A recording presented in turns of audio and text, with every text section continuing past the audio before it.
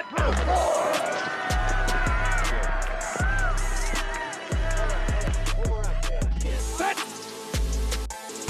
4, 3, 1.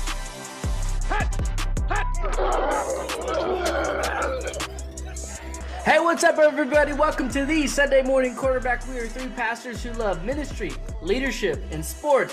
Fellas, the playoffs are here. Adam, what's going on in Richmond today? I'm about an hour and a half south of Washington, D.C. I'll just leave it there.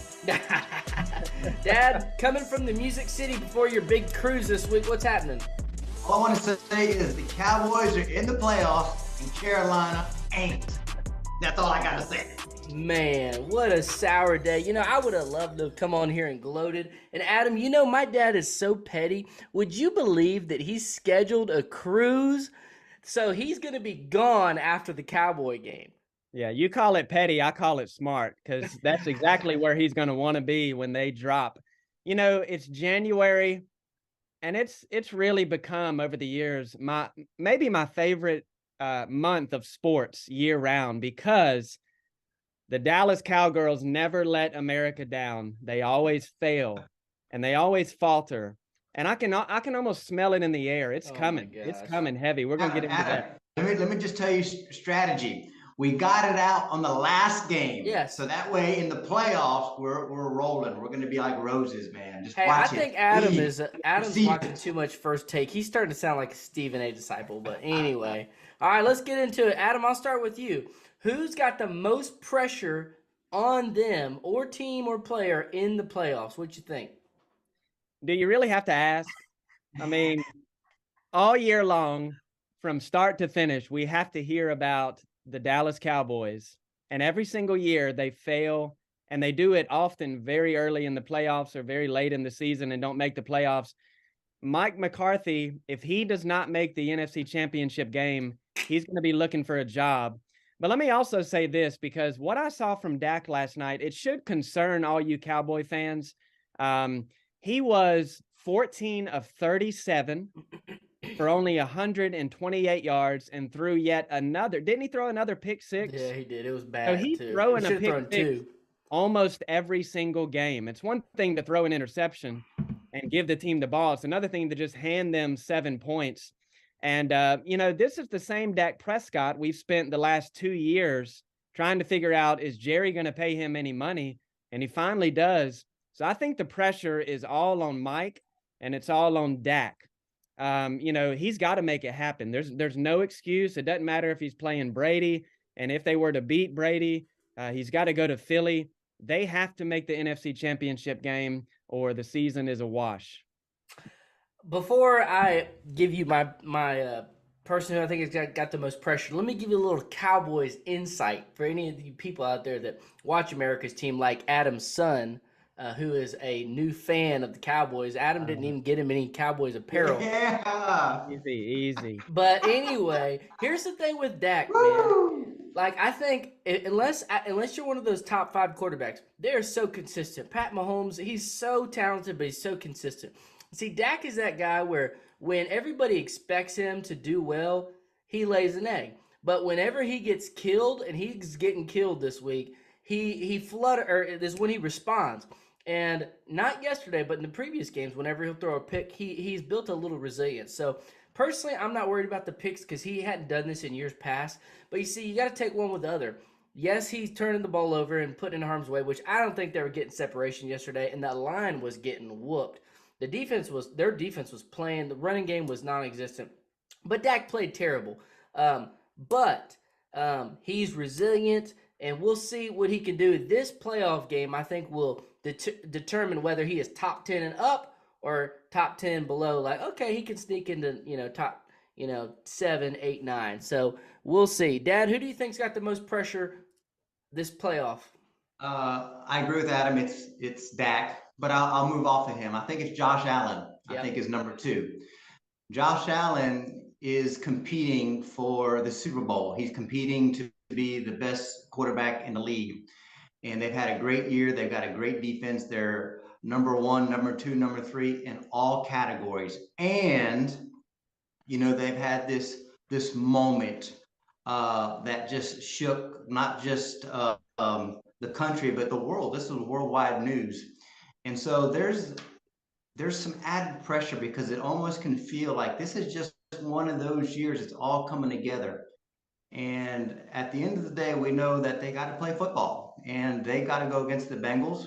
Probably will have to go against the Bengals in the next round if they win this week. And then they got to play on neutral field, Kansas City. That's a difficult task. And so anything barring a Super Bowl champion is in the same thing as the Cowboys. It's not good. And so there's pressure, and I think right now they're excited to get into the playoffs, excited to play. When it gets down to the fourth quarter, as it usually does, he's going to feel some real pressure because of all the weight that has been thrust upon him. Yep, Adams, man, he called it from the beginning. Bill's definitely feeling pressure. Hey, what about Lamar? Do y'all think Lamar plays? I can't get a beat on what's going on in Baltimore. I mean, you see the injury reports and they usually come out so slow, sometimes right before the game, that he's not playing. And with that contract being up in the air, I think there's a lot more going on than the public knows about up in Baltimore with Lamar and the ownership there, GM. And if he does play, he's got pressure on him too because he wants to get paid, kind of like Dak. You want to be in that top tier, you got to deliver. You got to come through and win. And he's had great regular seasons, but every time he's gotten to the playoffs, he's laid an egg. Dad, do you think he plays? I don't think he plays. He's not had a game in quite some time. He's going to be rusty.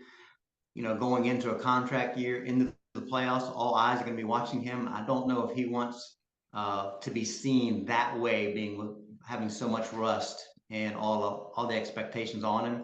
So he may just, sit this one out and then start from the very beginning next year, maybe with a new team. Yeah, I think Harbaugh and the upper brass have to not be happy with how he's played this one out because he started out so good. All right, let's move on to Preacher Picks. We're going to pick them. Playoffs are here. It's going to be a wild card weekend, so we're just going to go game by game. Adam, I'll start with you then, Dad, and if you have any insight, feel free to give it. If not, we can keep moving on. 49ers versus Seattle. Any shot, Adam? No, I've got San Fran real big in that game. Pete Carroll's a decent coach, but I see that being at least a 2-touchdown score game. Dad, anything to add? I think it's the same thing. I think it'll be close at the beginning. The Seahawks got some pride. Interdivision, they always play tough against each other, but in the end, the muscle of San Fran will win out. All right, Dad, I'll start with you the next one. Vikings, Giants. Any upset potential? I think it's going to be real tough. I'm going to go Vikings. Because it's in Minnesota. I think in the end, the fans will bring them home. The Vikings really, really want to showcase that we are not just kind of one and done. And so I think they got a little chip on their shoulder as well. It's going to be a tough game because the Giants are playing good ball. But I think that chip on their shoulder, Minnesota wants to show the world who they really are. And with that, the fans, I think they'll take it. Yep. Adam? I agree with everything you said, and especially the part about them having home field advantage. There's certain teams in the NFL that if they get home field advantage, it means more. And I think Minnesota is one of those places. Ever since they built that new stadium, it just looks like a great place to go watch a football game. So I think that'll give them the upper hand. Yep. All right, I'll start the next one. Bills, Dolphins. This one's going to be real interesting because the question is, does Tua play? And we saw Dolphins really challenge and have some success against him, and then Josh Allen put his cape on. So I think Tua's going to play. I think it'll be close to about the third quarter, and then I think the Bills are going to rise, and they're going to win by about 10. Adam, what says you? I say the same thing. I think this wild card weekend, and maybe we're wrong, but I don't see a lot of upsets. I see this one being a not a close game. Dad? Same thing. Same thing. Bills in a blowout. All right, Dad. This is going to be a good game. Jags and your Chargers. I'm going to go the Chargers. Maybe a week ago, I would have went the Jags, but they didn't really impress me on this last game. And so they had a hard time against Tennessee. So I'm going the Chargers. I think they've got a lot of pressure too, but they've got a lot of talent. Jags are a little too young, so I'm going to go Chargers. Adam? I'm going to go with Jacksonville, and I think the reason is they're at home, and they're playing with house money. No one expected them to be here When on the other side, you've got with the Chargers, people have been waiting for the Chargers to do something for a few years, and their coach has been on the hot seat since the end of last season.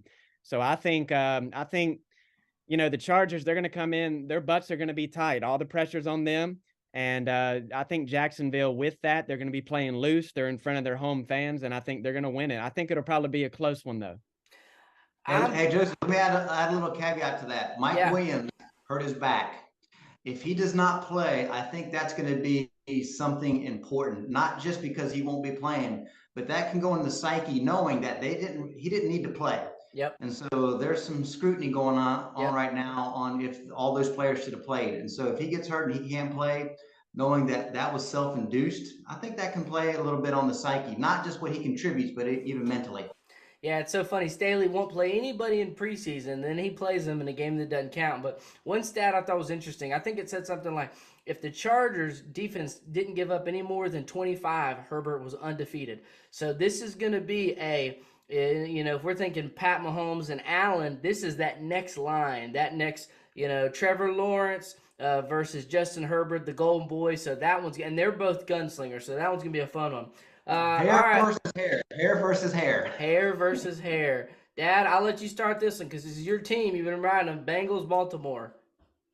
Bengals, easy. What if Lamar plays? Bengals.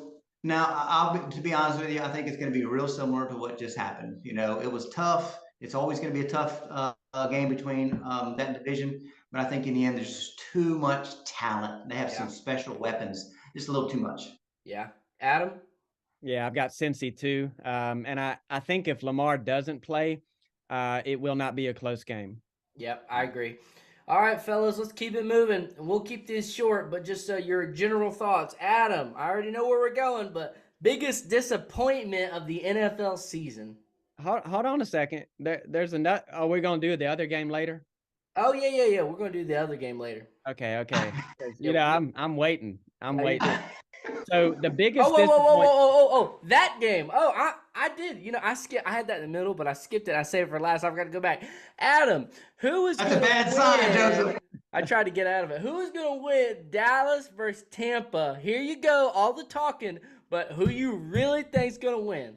Yeah, so this tells me you've already resigned the fact that you guys are going to lose, and you're already thinking about next year. But oh god, you know what? I'm going to be a little bit nice to Dallas today, and say that this is probably going to be the most watched NFL game that isn't the Super Bowl in a long time.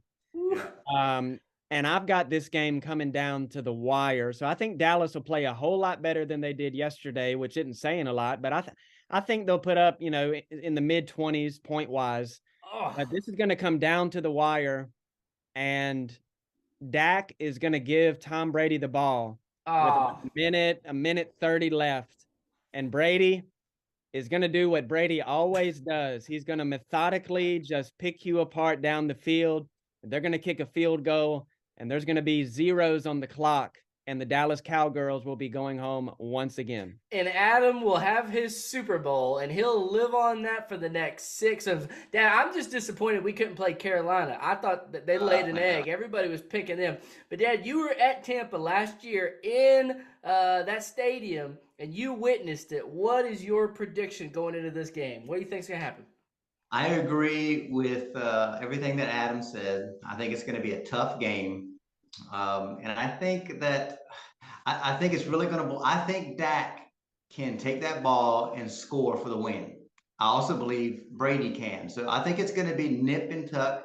I think it could start off a little slow, but I think as the game goes on, they'll get a little warmed up, they'll get loose, and there'll be some scoring involved. But then in the fourth quarter, it'll slow down again. But I'm going Dak. I'm going Dak. Now, am I putting any money on it? Heck no, I'm not putting any money up. So there's not a lot there. I'm leading with my heart here. But the Cowboys, I know what they can do. And if they bring their A game, they can win this game. Well, Adam, just to give you a little bit more Cowboy perspective, we're like Israel. We get a little prosperity. Everybody starts, like Adam starts saying, the Cowboys can win. We start reading our press clippings. But we are at our best when everybody pours dirt on us and puts us in the grave.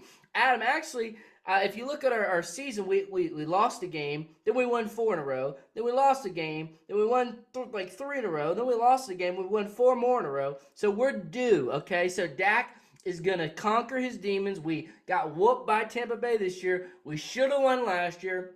So here we are full circle. And this game is going to flip the script. And I don't be shocked if Dallas just comes out. Tom's leaving Tampa. He's already thinking about going to Vegas. Okay, he's already thinking about, whatever he's doing next. Don't be shocked if we come out of this game hot and everybody starts, oh, Dallas, look at him go. Or it could be close. And Dak has been playing, even though he's had picks, he's had a few game-winning drives. So I'll say 31-28. Dad, what's your score? I like that. 31-28. Adam, I like that. What do you think? I'm going to go 31-28 Tampa Bay. Okay. All right. Joe, remind me, how many points did Dallas score in the season opener? 6. Hey, but you do know we are the second highest scoring offense. So when you say we scored 20, we led Nate yesterday. Hold on. We've been averaging 32 a game. How many points did you score yesterday against Washington? Not many, but 17 games. That's a long season. Hey, Joseph, this is a beautiful story that's unfolding. Had a tough beginning, had a tough end. We're playing that arch rival that beats us every time in Tampa, and this is that moment the flower will open. Hey, I was mad that we lost, but then I thought, you know what? I said, we're still 12-5, and Adam mocked me and laughed the first episode when I said we were going to go 12-5 at worst. He said we were going to go 8-9. Yeah, what about that? Hey, where's my cheeseburgers? Where's my cheeseburger? We're rolling right now. Come on. Hold on. So who did I pick to win the division? Eagles? Okay. Who did we pick to win the division? Eagles? Did you pick the Eagles? We got to run the tape back. Okay. I think we did. But anyway, all right, real quick, Adam, biggest disappointment this season? Yeah, so if any of you listeners have been with us for a few months, when we did our preseason NFL predictions, I was really high on the Denver Broncos, as was a lot of, football analysts, and people were excited about, Russ Wilson going to Denver. So I'm going to go with Denver. But here's something interesting. I was looking up and down their schedule. This fascinates me that they ended the season 5-12, I think it is. Yeah, 5-12. They had 9 one-score losses. 9. If they would have just split that in half, they'd be in the playoffs. They wouldn't have their head coach fired. So I think with as disappointing as it was, maybe the expectations were set a little too high. You've got a first-year head coach, and I'm not a Broncos fan, but I sure hope that with 9 one-score losses to fire your first-year head coach, I hope they're not making a mistake in doing that. I don't know what the guys in the locker room feel about him, but, I think they are the biggest disappointment because Russ Wilson's a future Hall of Famer, and he went to a pretty good roster, albeit in the most difficult division. But I think they probably take the cake as far as expectations before the season went. I totally agree. Dad, who do you think? I'm going to go a different approach. I'm going to go Green Bay Packers. I'm going to go Aaron Rodgers. Nobody saw this happening. And here's why they're the biggest disappointment. Because they started off good. Then they lost, 5 in a row. And then all of a sudden they turn it back around. They get to a point where all they have to do is win at home, get in the playoffs, very, very hot. And all they have to do is beat the Lions. At home, beat the Lions. And so they bring the hope all the way back up for it just to come crashing down again to lose for the second time to the Lions. So you have Aaron Rodgers who says, I own you, Chicago. Yep. This year, the Lions can tell him, we own you. So I think that's the biggest disappointment because what we know Green Bay and Aaron Rodgers play for. They play for the chip, and they didn't even make it. And they got bounced by the Lions. Yep, that was a good one. Where do y'all think Aaron Rodgers will be this time next year? San Francisco, Las Vegas, go back. He could go to Vegas if they don't get Brady with Devontae. Yeah, we know that he, like his predecessor, Brett Favre, they'll drag this out for as long as he can. Yep. But like I told you guys, 2 years ago when he was waiting on a contract, he should have went to San Francisco then. He would have won a ring by now, or at least be on his way to doing so. He's from California. But I could see that. I think if Brock Purdy throws maybe like 2 interceptions or maybe like a late pick six or something like that, I can't help but think if I'm Aaron Rodgers, why would I not go there? I mean, Yep. honestly, and particularly in this day and age of player movement across sports, no one would say, Aaron Rodgers, you're just, leaving. I think he stayed there far too long in Green Bay, Yep. and we'll see.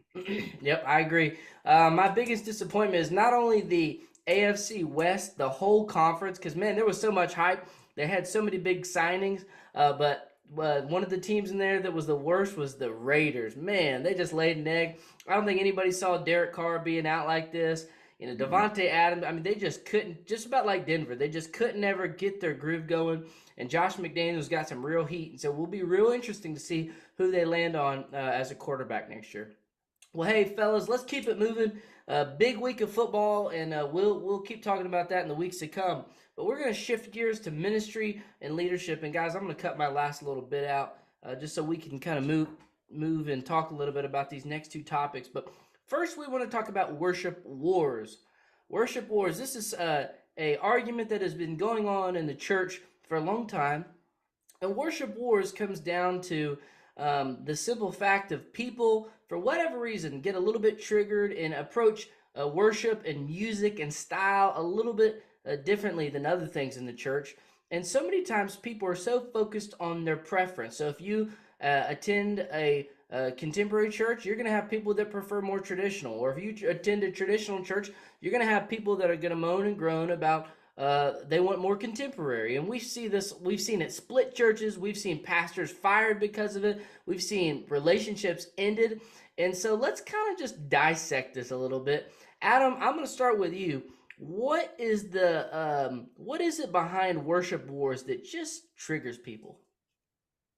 I think it's multi-layered, and a lot of it depends on the church. And maybe if we're thinking about, the person who may be complaining or upset. And the reason I say that is, a lot of it, maybe most of it historically is idolatry. And you just got to think about, people that think that you only should do hymns or you shouldn't have certain instruments. That's just a very low understanding of Christ, of his gospel, of the Bible in general. And there is a sense in which the world is always changing. The older people get, the more they want things to stay the same, because you've got to think someone, let's say, who's 60 years or older, the world has changed more and faster for them, just as far as like day-to-day stuff and the things you do, than any other generation in the history of the world. So I think there's a longing in us for something that's permanent, that stays the same, that doesn't move around and shift with the times. Not that it's always bad, but I would say that some of that then trends towards a kind of idolatry. But I say that to also, I don't want to discredit those that may see problems with something that they might say is too contemporary, because I think there's a good right motivation for some that do not like a lack of reverence in church. Mm-hmm. And whatever that might mean to a person, I'm not talking about clothing styles and things like that. I would more point to the lyrics of a song. Are we doing these chants where it's the same 7 words, 7-11 songs?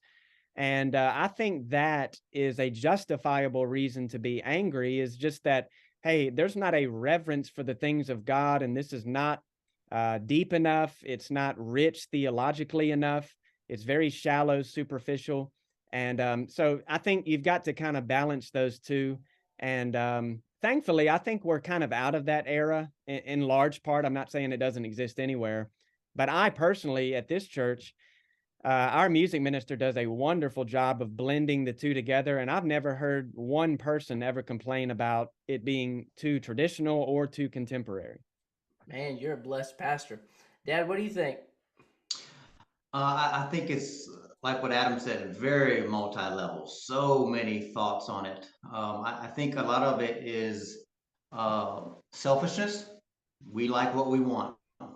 And sometimes there's no getting around that. And so with that selfishness, I don't really think it's, people don't see it. And so we really don't open our minds to the understanding of why. We just concern the what. Well, I don't like this style. And then we begin to make excuses why we don't like this style. And a lot of it is that we actually don't like that style because you like what you grew up with. And so it is very difficult. And so I think there's some selfishness. However, I think there's also a lack of biblical teaching and understanding, and not just biblical teaching, but teaching in a way so that people understand why there's a style difference and what happens when you do change a style. What is the reason that you're doing it?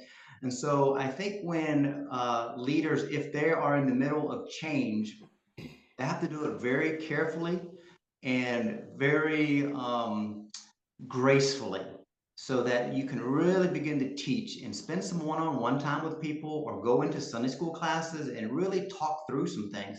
And then I think the last one is, at least for these three that I want to talk about, is people don't mind change. They just don't like the way you change them. And so sometimes they don't mind, but if you do it too quickly, then that can be a problem. So a lot of this comes back to the leader. So the leader just likes to say, hey, times have changed, put up or shut up, or whatever it may be. But I think we as leaders have to be very, very careful and do it very, very gently. Because I think most people, if you truly tell them why we're doing this and what is the end goal, because generations change, styles change for people that live in the world. And so the goal is that people can come in and feel connected by the style. I think people will understand that. And then when you do begin to change, just don't go from A to Z, but understand the context of your church, the context of your community, because sometimes you don't have to go to Z. Maybe it's just like Adam said, maybe a blended service is right where you need to be because of who's in your church. Because if you have a 50-50 split age-wise, then you don't need to go all the way to Z. And so there's a lot of wisdom in all areas. And I think if everybody would take a step back and try to be wise and allow God to speak to them on both sides, if you're a leader or if you are someone who's grown up in the church for 40 years and you've done it one way, if everybody takes a step back and breathe and talk through these things, I think it would be a lot easier than how some of these things have transpired. And to kind of further your point, Dad, a lot of times we skip over the why behind the what. And something you and I talk about a lot is worship is more than just music. It's an approach to a generation. So, when you're an older church that's trying to reach young people and you're trying to think, okay, why won't they come in our doors, but they'll go down the road? Maybe it's because your church atmosphere is a little bit different. And a part of it might be your music style.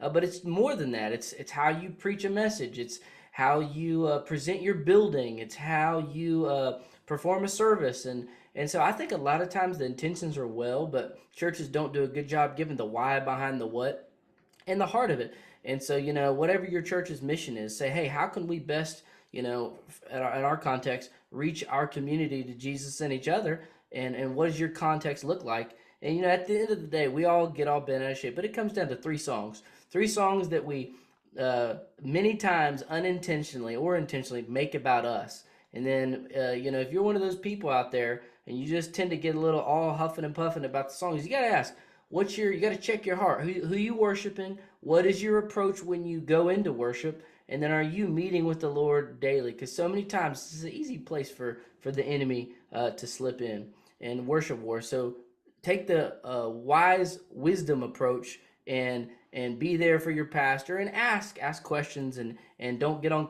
Facebook and comment, well, the church down there does this or that, and so too much of that going around. Well, hey, let's shift gears. That was kind of a church topic, and now we're going to talk a little bit of Old Testament characters because we are big, avid Bible readers. Dad, here's a question for you, and I've heard you preach on many. You could probably give me about 4, but who is your favorite Old Testament character and why?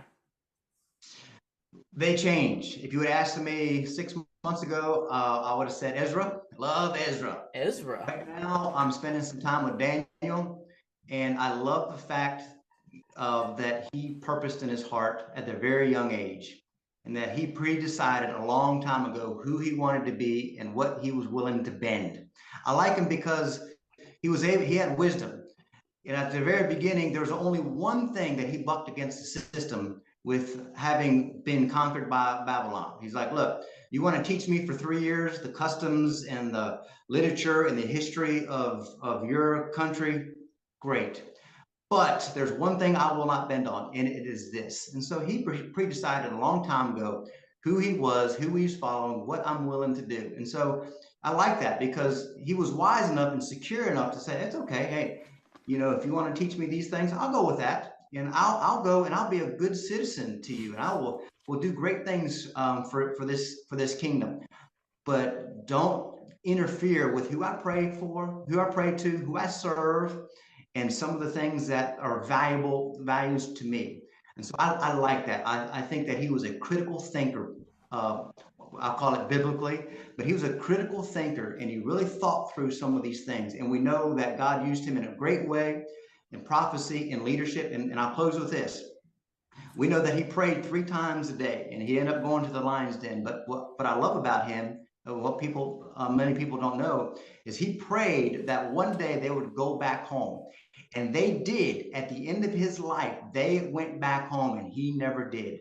He was never able to see home again, but he prayed for that to happen. And one of the reasons why that happened is because he was so close to the hierarchy of the different kingdoms, because there was different regime changes and he stayed close. And so he made it really happen. God used him to make it happen, to help these kings to make good decisions, to allow that to happen for his people. He never saw it, but it didn't stop him from praying and working hard for the benefit of his people. So if you need a book or a character you hadn't studied, probably more than not, Ezra. Check him out. Adam, who's your favorite Old Testament character? I've got to go with Joseph. And I think one reason is that there's not many characters in the Old Testament that we get a lengthy understanding of their life like we do with Joseph. We could think of Abraham, Jacob, a handful of others, but there's not many where you see their life unfolding for years and years and years. I frequently say things like this when I'm preaching through some kind of Old Testament text. I actually said this yesterday, that when we read the Bible and we go from chapter 39 to 40, that takes us a minute. But in that, there's often years or even decades where these people are living in these situations. One thing that I love about Joseph is what I would call situational faith. We see him in all these different situations, and there's a sense in which no matter the situation, whether it's his brothers trying to basically write him off and disown him, or he's in prison, or he's being accused of things he didn't do, he's always trusting that God is in control, that God is providential over the affairs of his life. And because of that, there's just a wealth of things that we can gather from that, because we live in that day to day. We live in that grind of our emotions changing with circumstances that surround us. And Joseph has always just struck me as one of those characters that, I don't think there's anything that the scriptures say negatively about him. So he wasn't a perfect man, we need to be clear, but the parts that we see, he was a man of great integrity and great trust in God's providence and faithfulness in his life. And I think most men just love Joseph because, hey, if I'm basically I don't want to say a slave per se, but I'm a helper around my boss's kingdom and palace, you would imagine that the wife of that leader was probably very attractive. And to resist that temptation, which is the opposite of what we so often see with men throughout the Bible sexually, to be able to resist that the way that he did, I think most men really resonate with that and see that there is a path to victory. And that even as we do that, it doesn't mean the circumstances are always going to work out great for us, but to keep trusting God regardless. Yeah, Joseph's definitely one of the best. My honorable mention is Ezekiel, just because I've been studying him the most this year and just seeing the heart that he had for the people of Israel and some of the things that he had to go to. I mean, laying over his own dung to know that the people were still going to reject. He's been one, if you're looking for one to study, jump in Ezekiel. But if I had to say my winner, it's got to be Joshua.